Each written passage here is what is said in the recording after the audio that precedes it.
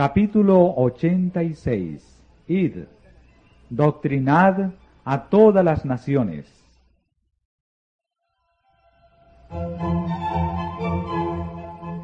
Estando a solo un paso de su trono celestial, Cristo dio su mandato a sus discípulos. Toda potestad me es dada en el cielo y en la tierra, dijo. Por tanto, id y doctrinad a todos los gentiles. Id por todo el mundo. Predicad el Evangelio a toda criatura.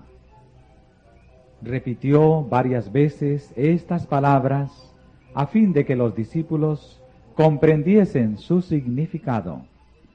La luz del cielo debía resplandecer con rayos claros y fuertes sobre todos los habitantes de la tierra, encumbrados y humildes, ricos y pobres. Los discípulos habían de colaborar con su Redentor en la obra de salvar al mundo.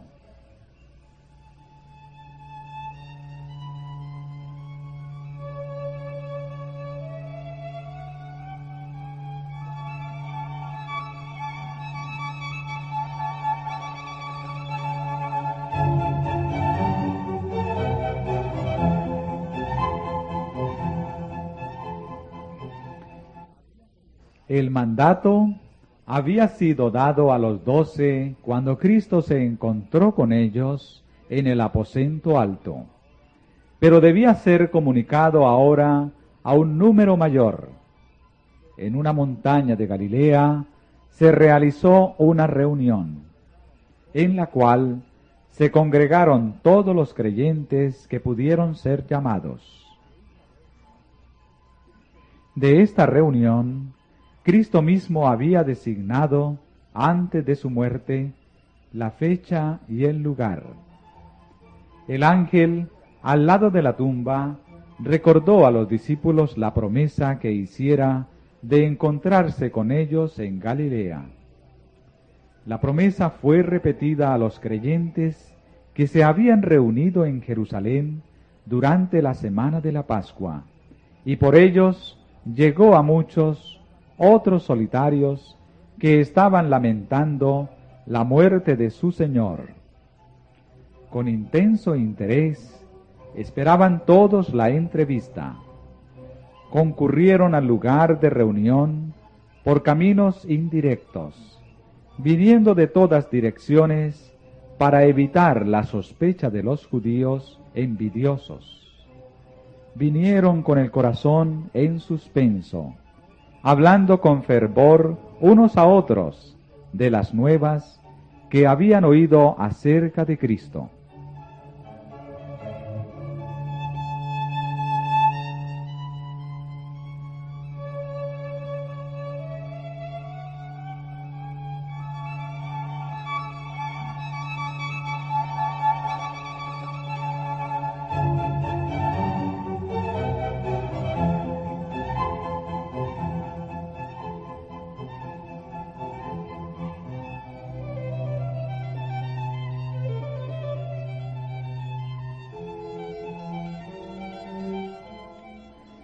Al momento fijado, como 500 creyentes se habían reunido en grupitos en la ladera de la montaña, ansiosos de aprender todo lo que podían de los que habían visto a Cristo desde su resurrección. De un grupo a otro iban los discípulos, contando todo lo que habían visto y oído de Jesús, y razonando de las Escrituras como Él lo había hecho con ellos.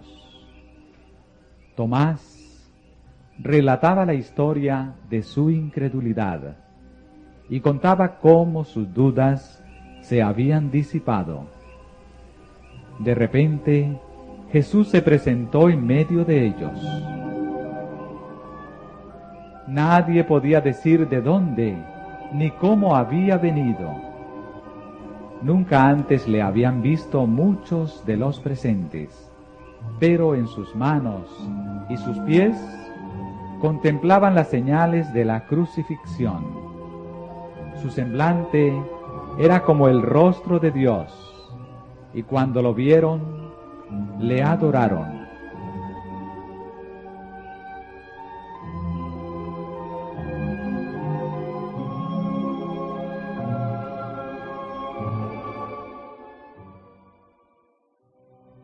Pero algunos dudaban. Siempre será así. Hay quienes encuentran difícil ejercer fe y se colocan del lado de la duda. Los tales pierden mucho por causa de su incredulidad.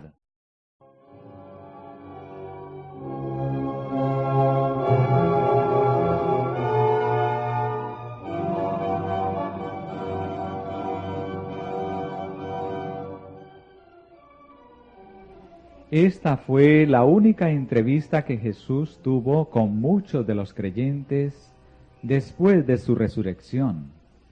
Vino y les habló diciendo: Toda potestad me es dada en el cielo y en la tierra. Los discípulos le habían adorado antes que hablase, pero sus palabras, al caer de labios que habían sido cerrados por la muerte, los conmovían con un poder singular. Era ahora el Salvador resucitado. Muchos de ellos le habían visto ejercer su poder sanando a los enfermos y dominando a los agentes satánicos. Creían que poseía poder para establecer su reino en Jerusalén, poder para apagar toda oposición, poder sobre los elementos de la naturaleza. Había calmado las airadas aguas, había andado sobre las ondas coronadas de espuma, había resucitado a los muertos. Ahora declaró que toda potestad le era dada. Sus palabras elevaron los espíritus de sus oyentes por encima de las cosas terrenales y temporales, hasta las celestiales y eternas. Les infundieron el más alto concepto de su dignidad y gloria.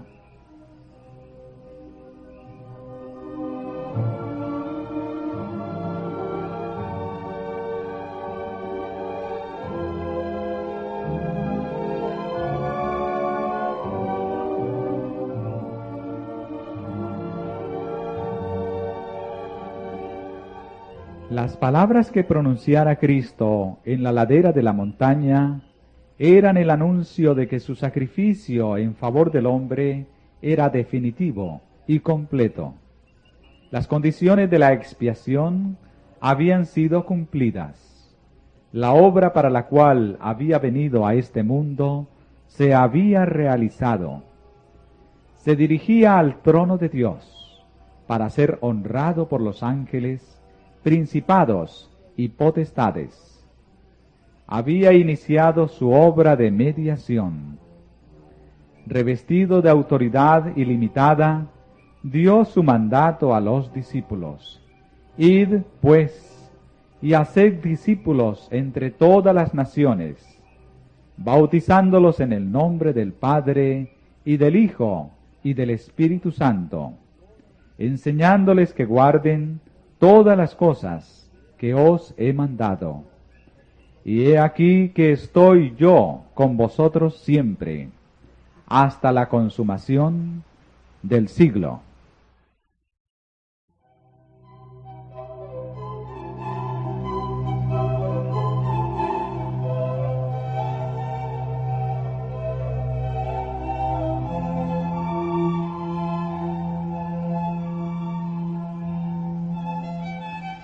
El pueblo judío había sido depositario de la verdad sagrada, pero el farisaísmo había hecho de él el más exclusivista, el más fanático de toda la familia humana. Todo lo que se refería a los sacerdotes y príncipes, sus atavíos, costumbres, ceremonias, tradiciones, los incapacitaba para ser la luz del mundo. Se miraban a sí mismos, la nación judía como el mundo. Pero Cristo comisionó a sus discípulos para que proclamasen una fe y un culto que no encerrasen idea de castas ni de país, una fe que se adaptase a todos los pueblos, todas las naciones, todas las clases de hombres.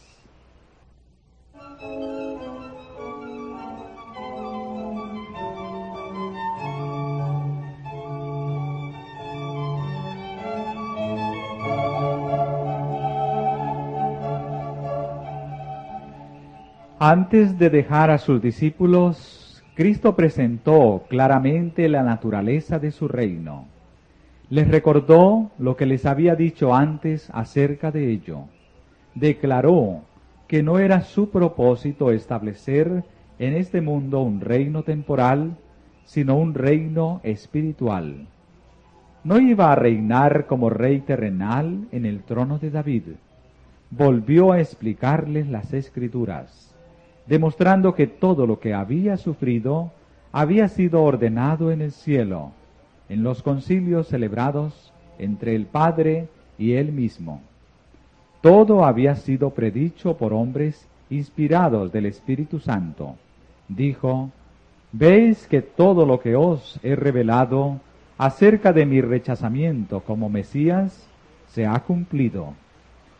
Todo lo que os he dicho acerca de la humillación que iba a soportar y la muerte que iba a sufrir se ha verificado. El tercer día resucité. Escudriñad más diligentemente las Escrituras y veréis que en todas estas cosas se ha cumplido lo que especificaba la profecía acerca de mí».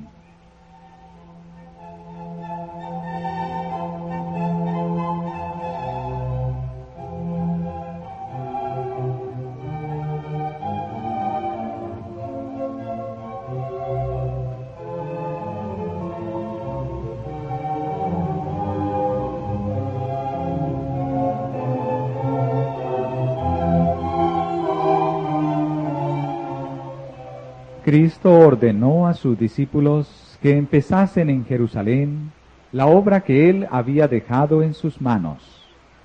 Jerusalén había sido escenario de su asombrosa condescendencia hacia la familia humana. Allí había sufrido, había sido rechazado y condenado.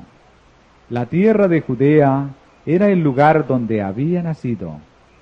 Allí, vestido con el atavío de la humanidad, había andado con los hombres, y pocos habían discernido cuánto se había acercado el cielo a la tierra cuando Jesús estuvo entre ellos.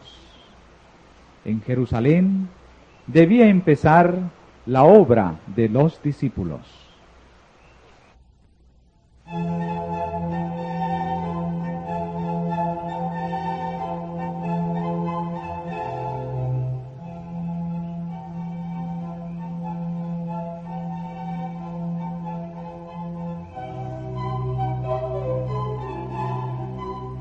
En vista de todo lo que Cristo había sufrido allí y de que su trabajo no había sido apreciado, los discípulos podrían haber pedido un campo más promisorio, pero no hicieron tal petición.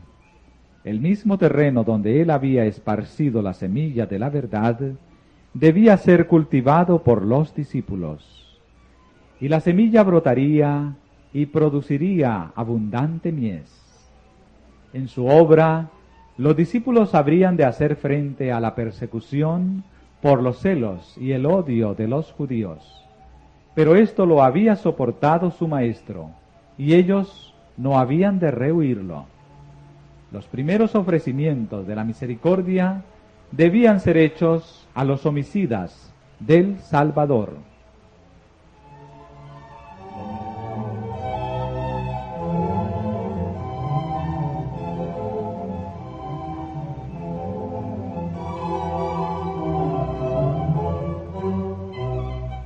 Había en Jerusalén muchos que creían secretamente en Jesús, y muchos que habían sido engañados por los sacerdotes y príncipes. A estos también debía presentarse el Evangelio. debían ser llamados al arrepentimiento. La maravillosa verdad de que sólo por Cristo podía obtenerse la remisión de los pecados debía presentarse claramente. Mientras todos los que estaban en Jerusalén estaban conmovidos por los sucesos emocionantes de las semanas recién transcurridas, la predicación del Evangelio iba a producir la más profunda impresión.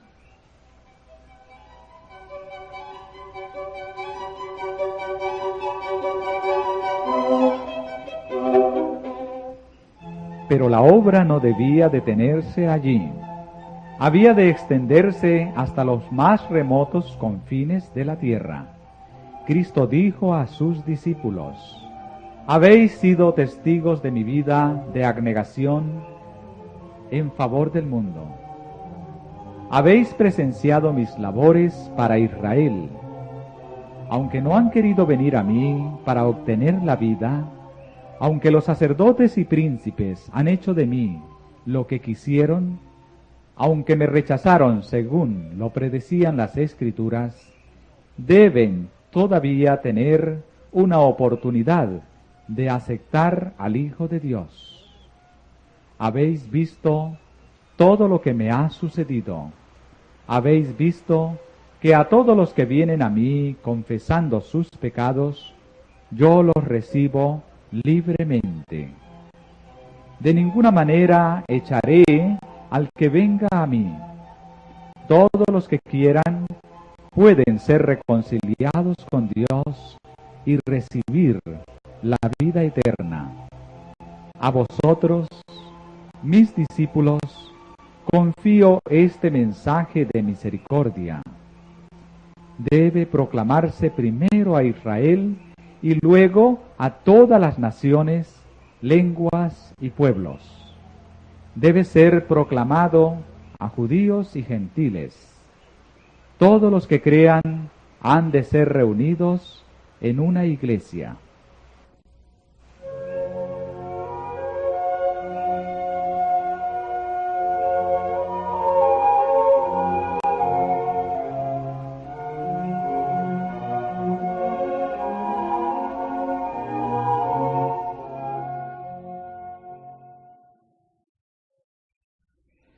Mediante el don del Espíritu Santo, los discípulos habían de recibir un poder maravilloso.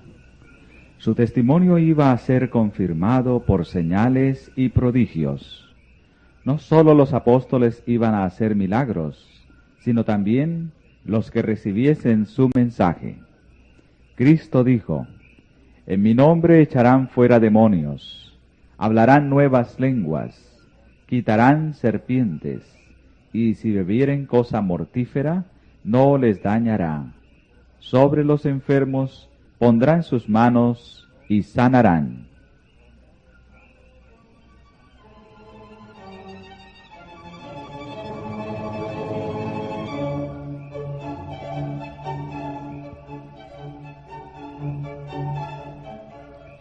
En ese tiempo el envenenamiento era corriente. Los hombres faltos de escrúpulos no vacilaban en suprimir por este medio a los que estorbaban sus ambiciones.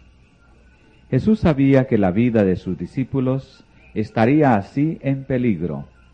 Muchos pensarían prestar servicio a Dios dando muerte a sus testigos. Por lo tanto, les prometió protegerlos de este peligro.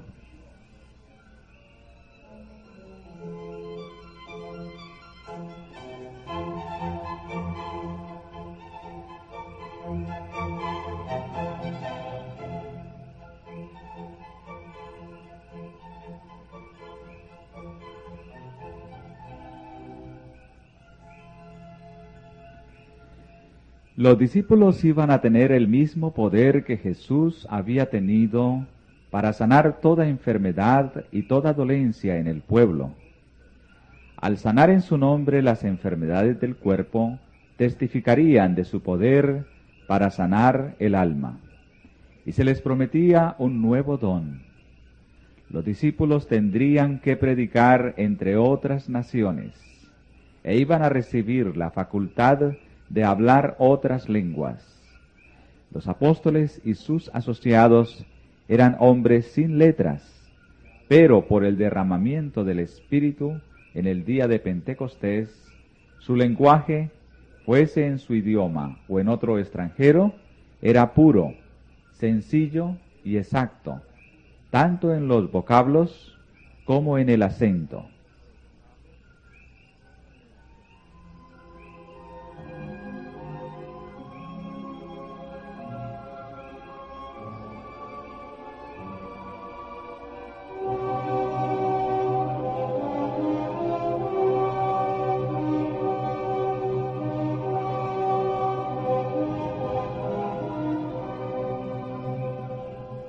Así dio Cristo su mandato a sus discípulos. Proveyó ampliamente para la prosecución de la obra y tomó sobre sí la responsabilidad de su éxito. Mientras ellos obedeciesen su palabra y trabajasen en relación con él, no podrían fracasar. Id a todas las naciones, les ordenó. Id hasta las partes más lejanas del globo habitable. Pero sabed que mi presencia estará allí. Trabajad con fe y confianza, porque nunca llegará el momento en que yo os abandone.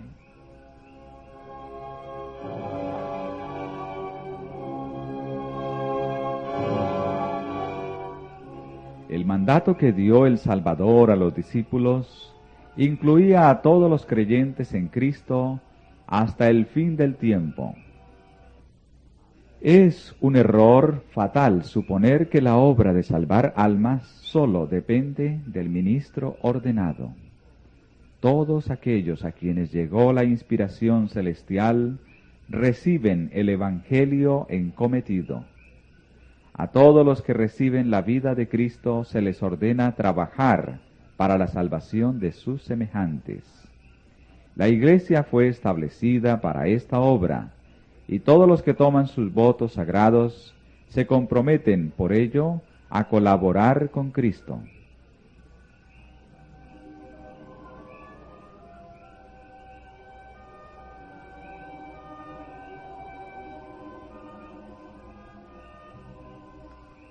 El Espíritu y la esposa dicen, ven. Y el que oye diga, ven. Todo aquel que oye ha de repetir la invitación. Cualquiera sea la vocación de uno en la vida, su primer interés debe ser ganar almas para Cristo. Tal vez no pueda hablar a las congregaciones, pero puede trabajar para los individuos. Puede comunicarles la instrucción recibida de su Señor. El ministerio no consiste solo en la predicación.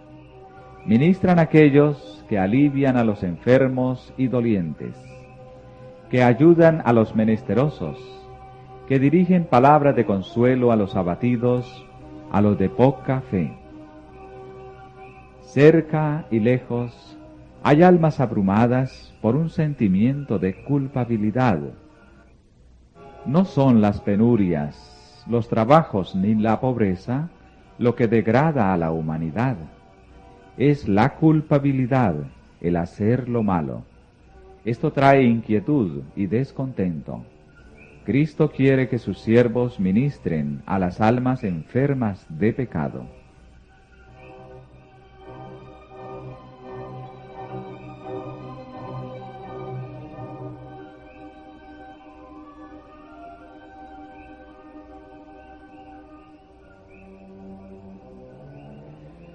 Los discípulos tenían que comenzar su obra donde estaban. No habían de pasar por alto el campo más duro ni menos promisorio. Así también, todos los que trabajan para Cristo han de empezar donde están. En nuestra propia familia puede haber almas hambrientas de simpatía, que anhelan el pan de vida. Puede haber hijos que han de educarse para Cristo. Hay paganos a nuestra misma puerta. hagamos fielmente la obra que está más cerca. Luego, extiéndase nuestros esfuerzos hasta donde la mano de Dios nos conduzca. La obra de muchos puede parecer restringida por las circunstancias, pero donde quiera que esté, si se cumple con fe y diligencia, se hará sentir hasta las partes más lejanas de la tierra. La obra que Cristo hizo cuando estaba en la tierra parecía limitarse a un campo estrecho, pero multitudes de todos los países oyeron su mensaje. Con frecuencia Dios emplea los medios más sencillos para obtener los mayores resultados. Es su plan que cada parte de su obra dependa de todas las demás partes, como una rueda dentro de otra rueda, y que actúen todos en armonía. El obrero más humilde, movido por el Espíritu Santo, tocará cuerdas invisibles, cuyas vibraciones repercutirán hasta los fines de la tierra, y producirán melodía a través de los siglos eternos.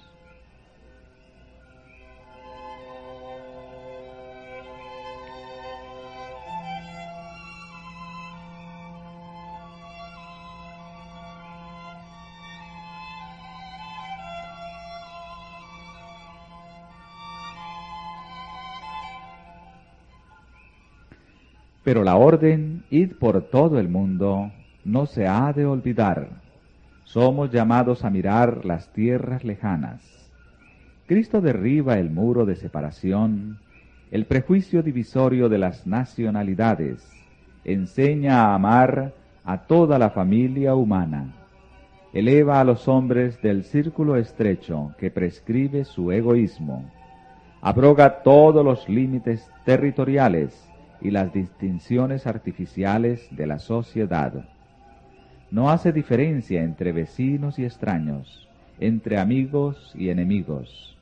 Nos enseña a mirar a toda alma menesterosa como a nuestro hermano, y al mundo como nuestro campo.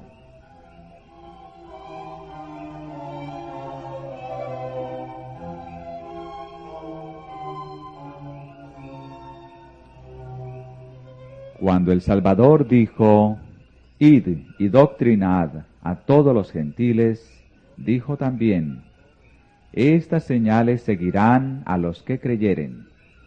En mi nombre echarán fuera demonios, hablarán nuevas lenguas, quitarán serpientes, y si bebieren cosa mortífera, no les dañará.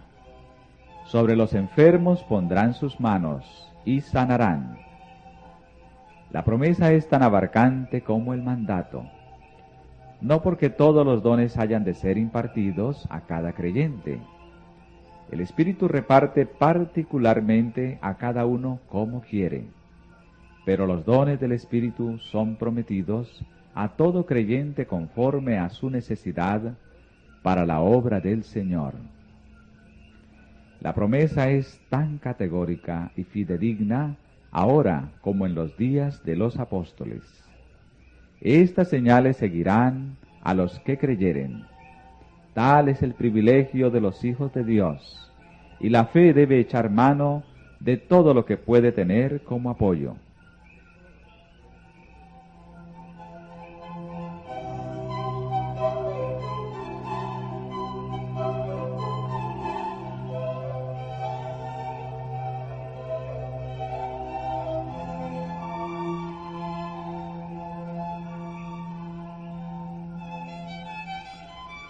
Sobre los enfermos pondrán sus manos y sanarán. Este mundo es un vasto lazareto, pero Cristo vino para sanar a los enfermos y proclamar liberación a los cautivos de Satanás. Él era en sí mismo la salud y la fuerza. Impartía vida a los enfermos, a los afligidos, a los poseídos de los demonios. No rechazaba a ninguno que viniese para recibir su poder sanador. Sabía que aquellos que le pedían ayuda habían atraído la enfermedad sobre sí mismos. Sin embargo, no se negaba a sanarlos. Y cuando la virtud de Cristo penetraba en estas pobres almas, quedaban convencidas de pecado, y muchos eran sanados de su enfermedad espiritual, tanto como de sus dolencias físicas. El Evangelio posee todavía el mismo poder.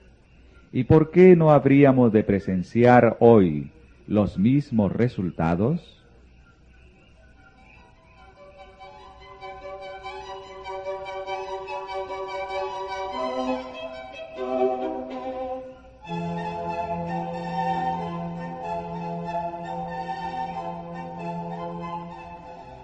Cristo siente los males de todo doliente. Cuando los malos espíritus desgarran un cuerpo humano, Cristo siente la maldición.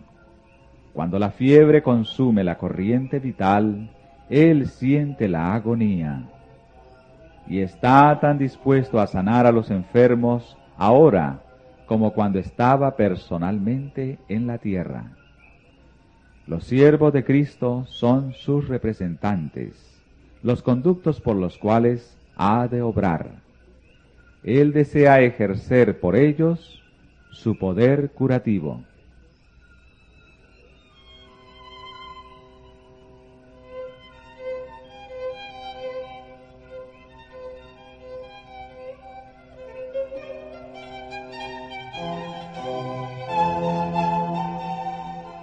En las curaciones del Salvador hay lecciones para sus discípulos. Una vez ungió con barro los ojos de un ciego y le ordenó: «Ve, lávate en el estanque de Siloé». Y fue entonces, lavóse y volvió viendo. Lo que curaba era el poder del gran médico, pero él empleaba medios naturales. Aunque no apoyó el uso de drogas, sancionó el de remedios sencillos y naturales.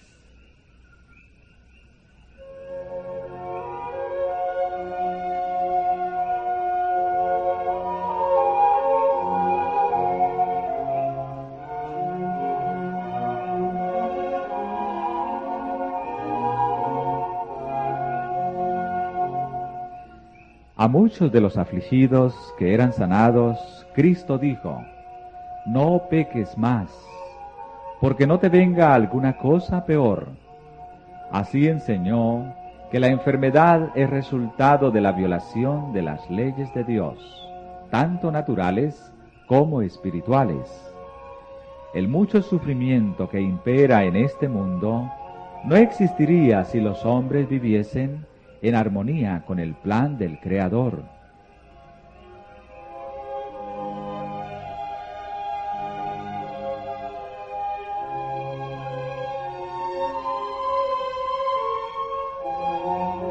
Cristo había sido guía y maestro del antiguo Israel y le enseñó que la salud es la recompensa de la obediencia a las leyes de Dios. El gran médico que sanó a los enfermos en Palestina había hablado a su pueblo desde la columna de nube, diciéndole lo que debía hacer y lo que Dios haría por ellos. «Si oyeres atentamente la voz de Jehová tu Dios», dijo, «e hicieres lo recto delante de sus ojos, y dieres oído a sus mandamientos, y guardares todos sus estatutos, ninguna enfermedad de la que envié a los egipcios te enviaré a ti, porque yo soy Jehová tu sanador». Cristo dio a Israel instrucciones definidas acerca de sus hábitos de vida y le aseguró: «Quitará Jehová de ti toda enfermedad». Cuando el pueblo cumplió estas condiciones, se le cumplió la promesa. No hubo en sus tribus enfermo.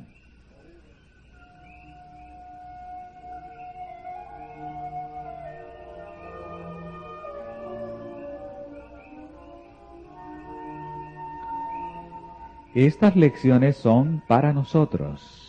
Hay condiciones que deben observar todos los que quieran conservar la salud.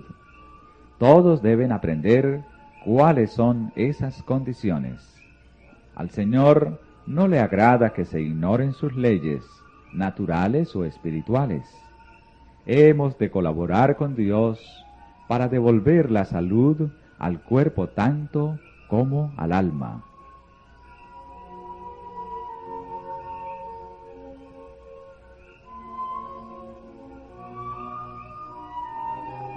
Y debemos enseñar a otros a conservar y recobrar la salud.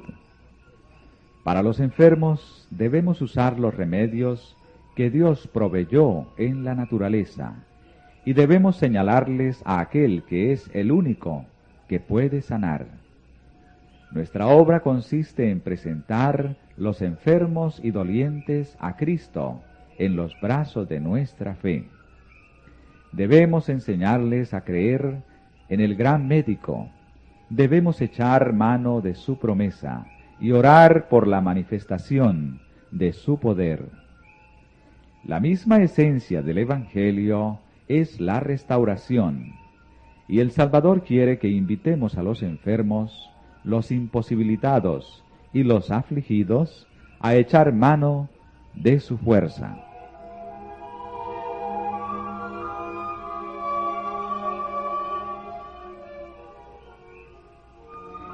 El poder del amor estaba en todas las obras de curación de Cristo, y únicamente participando de este amor por la fe, podemos ser instrumentos apropiados para su obra. Si dejamos de ponernos en relación divina con Cristo, la corriente de energía vivificante no puede fluir en ricos raudales de nosotros a la gente.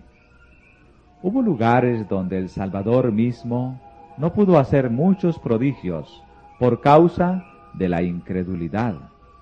Así también la incredulidad separa a la Iglesia de su auxiliador divino. Ella está aferrada solo débilmente a las realidades eternas. Por su falta de fe, Dios queda chasqueado y despojado de su gloria.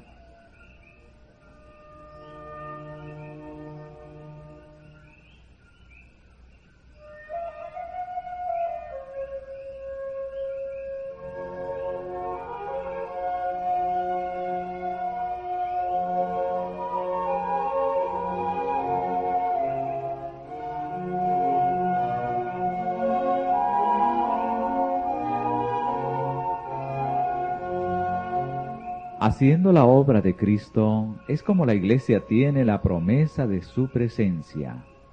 Id y doctrinad a todas las naciones, dijo, y he aquí, yo estoy con vosotros todos los días, hasta el fin del mundo. Una de las primeras condiciones para recibir su poder consiste en tomar su yugo. La misma vida de la Iglesia depende de su fidelidad en cumplir el mandato del Señor. Descuidar esta obra es exponerse con seguridad a la debilidad y decadencia espirituales. Donde no hay labor activa por los demás, se desvanece el amor y se empaña la fe.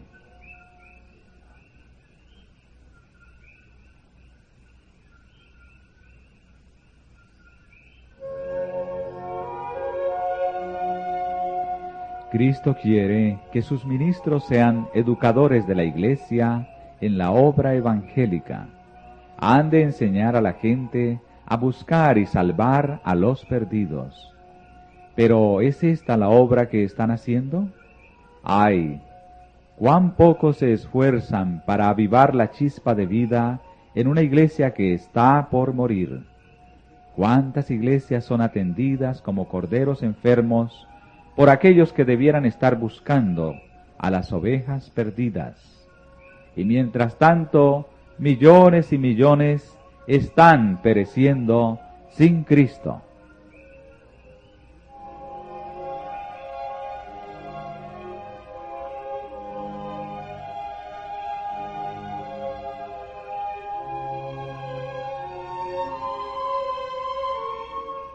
El amor divino ha sido conmovido hasta sus profundidades insondables por causa de los hombres, y los ángeles se maravillan al contemplar una gratitud meramente superficial en los que son objeto de un amor tan grande. Los ángeles se maravillan al ver el aprecio superficial que tienen los hombres por el amor de Dios. El cielo se indigna al ver la negligencia manifestada en cuanto a las almas de los hombres. ¿Queremos saber cómo lo considera Cristo? ¿Cuáles serían los sentimientos de un padre y una madre si supiesen que su hijo, perdido en el frío y la nieve, había sido pasado de lado y que le dejaron perecer aquellos que podrían haberle salvado? ¿No estarían terriblemente agraviados e indignadísimos? ¿No denunciarían a aquellos homicidas con una ira tan ardiente como sus lágrimas, tan intensa como su amor? Los sufrimientos de cada hombre son los sufrimientos del Hijo de Dios, y los que no extienden una mano auxiliadora a sus semejantes que perecen, provocan su justa ira. Esta es la ira del Cordero. A los que aseveran tener comunión con Cristo, y sin embargo han sido indiferentes a las necesidades de sus semejantes, les declara en el gran día del juicio: no os conozco, ¿de dónde seáis? Apartaos de mí, todos los obreros de iniquidad.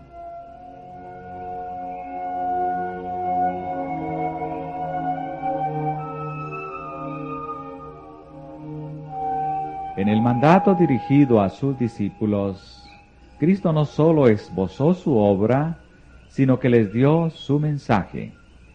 Enseñad al pueblo, dijo, que guarden todas las cosas que os he mandado. Los discípulos habían de enseñar lo que Cristo había enseñado. Ello incluye lo que Él había dicho, no solamente en persona, sino por todos los profetas y maestros del Antiguo Testamento. Excluye la enseñanza humana. No hay lugar para la tradición, para las teorías y conclusiones humanas, ni para la legislación eclesiástica. Ninguna ley ordenada por la autoridad eclesiástica está incluida en el mandato. Ninguna de estas cosas han de enseñar los siervos de Cristo. La ley y los profetas, con el relato de sus propias palabras y acciones, son el tesoro confiado a los discípulos para ser dado al mundo.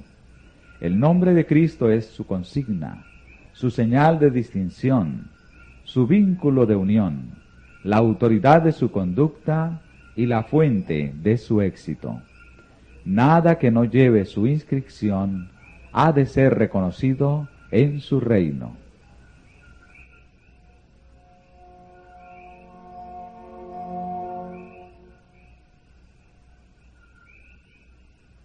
El Evangelio no ha de ser presentado como una teoría sin vida, sino como una fuerza viva para cambiar la vida. Dios desea que los que reciben su gracia sean testigos de su poder. A aquellos cuya conducta ha sido más ofensiva para Él, los acepta libremente. Cuando se arrepienten, les imparte su Espíritu Divino.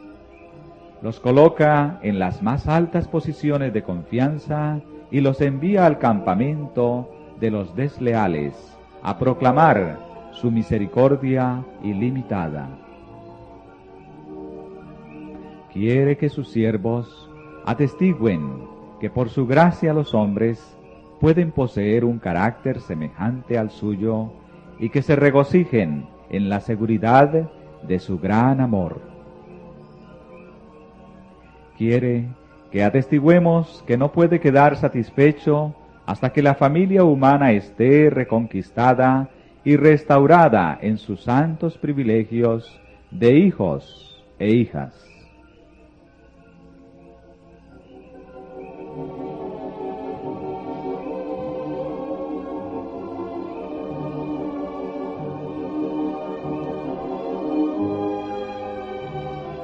En Cristo, está la ternura del pastor, el afecto del Padre y la incomparable gracia del Salvador compasivo. Él presenta sus bendiciones en los términos más seductores. No se conforma con anunciar simplemente estas bendiciones. Las ofrece de la manera más atrayente para excitar el deseo de poseerlas. Así han de presentar sus siervos las riquezas de la gloria del don inefable.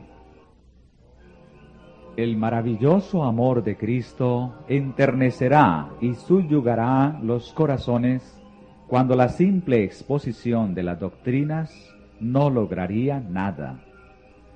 Consolaos, consolaos, pueblo mío, dice vuestro Dios. Súbete sobre un monte alto, anunciadora de Sión. Levanta fuertemente tu voz, anunciadora de Jerusalén. Levántala, no temas. Di a las ciudades de Judá, veis aquí el Dios vuestro. Como pastor, apacentará su rebaño. En su brazo cogerá los corderos, y en su seno los llevará. Hablad al pueblo de aquel que es señalado entre 10,000, y todo él codiciable. Las palabras solas no lo pueden contar. Refléjese en el carácter y manifiéstese en la vida. Cristo está retratándose en cada discípulo. Dios ha predestinado a cada uno a ser conforme a la imagen de su Hijo. En cada uno el longánime amor de Cristo, su santidad, mansedumbre, misericordia y verdad han de manifestarse al mundo.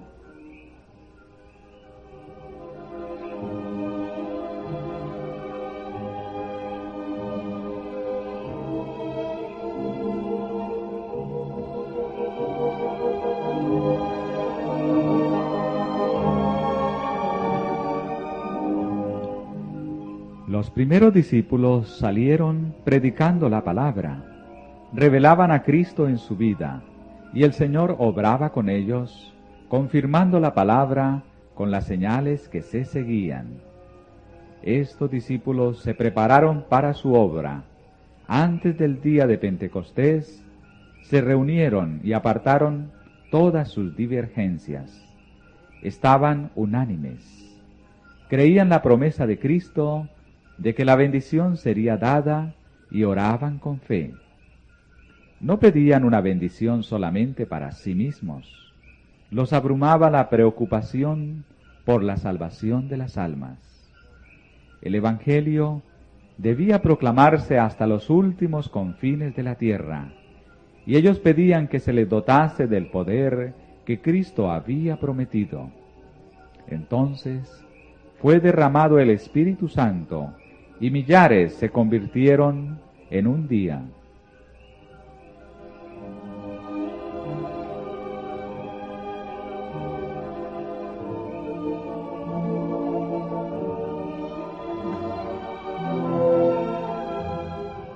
Así también puede ser ahora.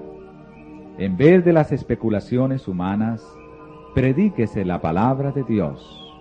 Pongan a un lado los cristianos sus disensiones y entréguense a Dios para salvar a los perdidos. Pidan con fe la bendición y la recibirán. El derramamiento del Espíritu en los días apostólicos fue la lluvia temprana, y glorioso fue el resultado. Pero la lluvia tardía será más abundante.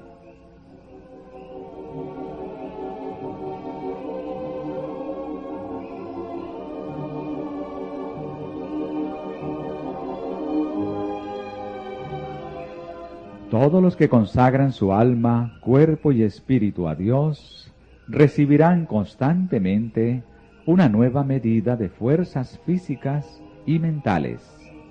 Las inagotables provisiones del cielo están a su disposición.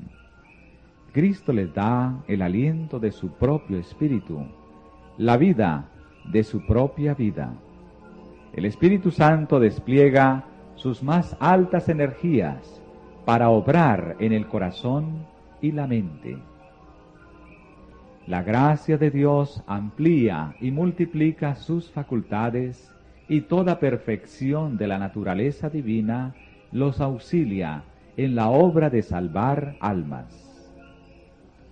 Por la cooperación con Cristo son completos en Él, y en su debilidad humana son habilitados para hacer las obras de la omnipotencia.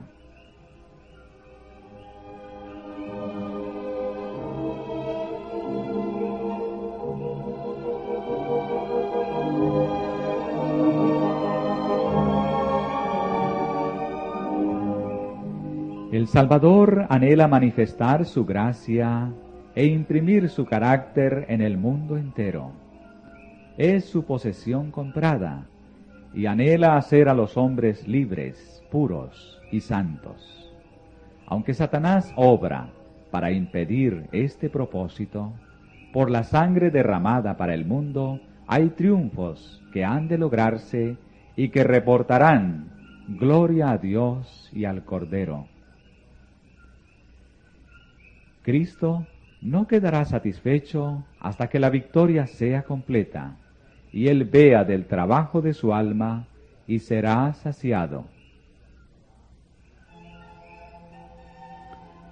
Todas las naciones de la tierra oirán el evangelio de su gracia. No todos recibirán su gracia, pero la posteridad les servirá. Será ella contada por una generación de Jehová. El reino y el dominio y el señorío de los reinos por debajo de todos los cielos será dado al pueblo de los santos del Altísimo. Y la tierra será llena del conocimiento de Jehová, como cubren la mar las aguas. Y temerán desde el occidente el nombre de Jehová, y desde el nacimiento del sol su gloria.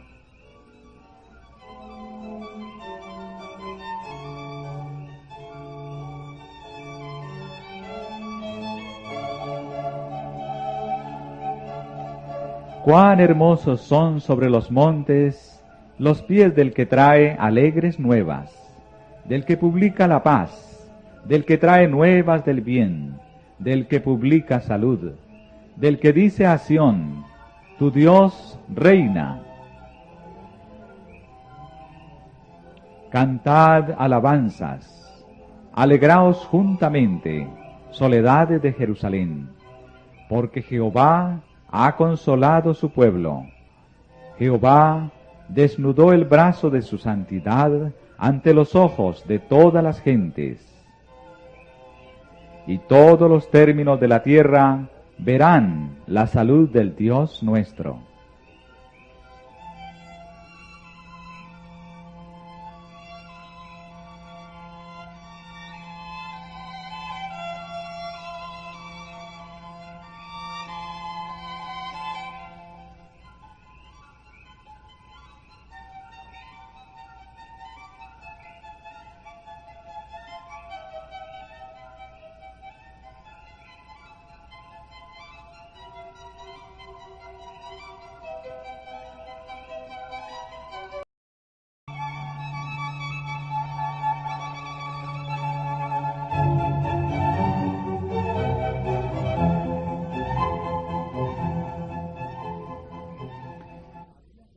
El mandato había sido dado a los 12 cuando Cristo se encontró con ellos en el aposento alto, pero debía ser comunicado ahora a un número mayor. En una montaña de Galilea se realizó una reunión, en la cual se congregaron todos los creyentes que pudieron ser llamados.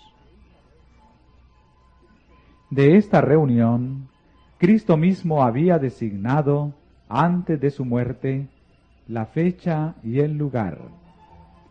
El ángel, al lado de la tumba, recordó a los discípulos la promesa que hiciera de encontrarse con ellos en Galilea. La promesa fue repetida a los creyentes que se habían reunido en Jerusalén durante la semana de la Pascua, y por ellos llegó a muchos otros solitarios que estaban lamentando la muerte de su Señor. Con intenso interés esperaban todos la entrevista.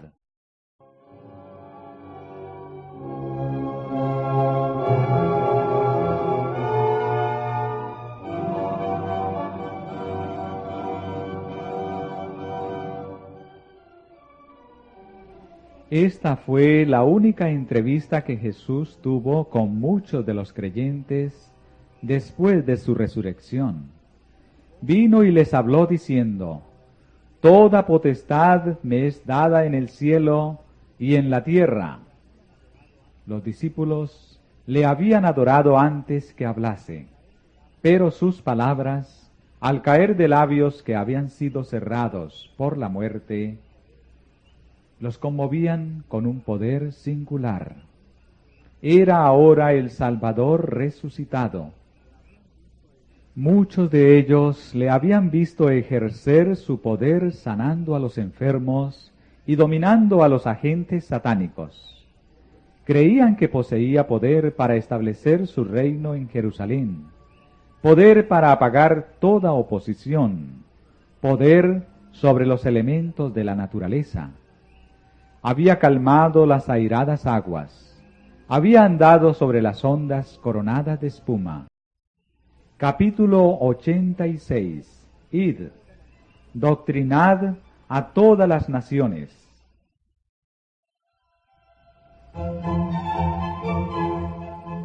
Estando a solo un paso de su trono celestial, Cristo dio su mandato a sus discípulos.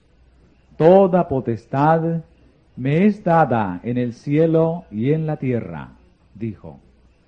Por tanto, id y doctrinad a todos los gentiles, id por todo el mundo, predicad el Evangelio a toda criatura. Repitió varias veces estas palabras a fin de que los discípulos comprendiesen su significado. La luz del cielo debía resplandecer con rayos claros y fuertes sobre todos los habitantes de la tierra, encumbrados y humildes, ricos y pobres. Los discípulos habían de colaborar con su Redentor en la obra de salvar al mundo.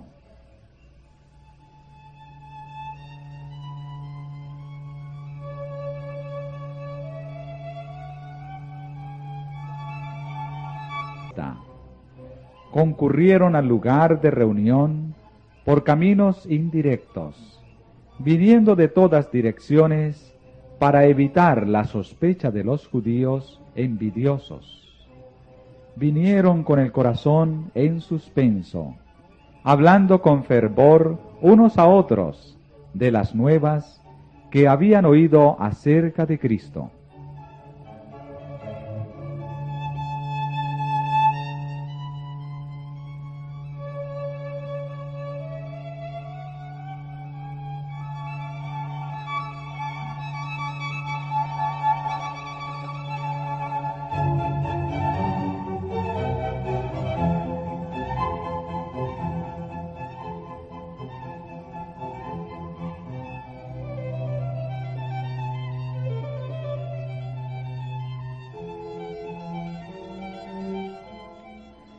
Al momento fijado, como 500 creyentes se habían reunido en grupitos en la ladera de la montaña, ansiosos de aprender todo lo que podían de los que habían visto a Cristo desde su resurrección. De un grupo a otro iban los discípulos, contando todo lo que habían visto y oído de Jesús, y razonando de las Escrituras como Él lo había hecho con ellos. Tomás relataba la historia de su incredulidad y contaba cómo sus dudas se habían disipado. De repente, Jesús se presentó en medio de ellos.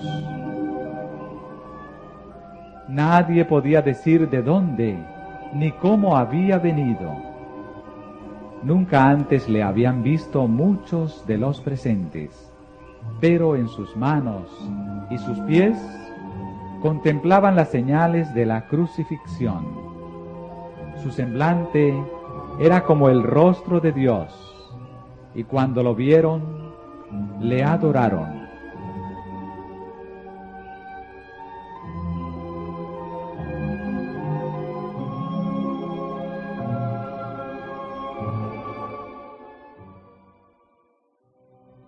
Pero algunos dudaban. Siempre será así. Hay quienes encuentran difícil ejercer fe y se colocan del lado de la duda. Los tales pierden mucho por causa de su incredulidad.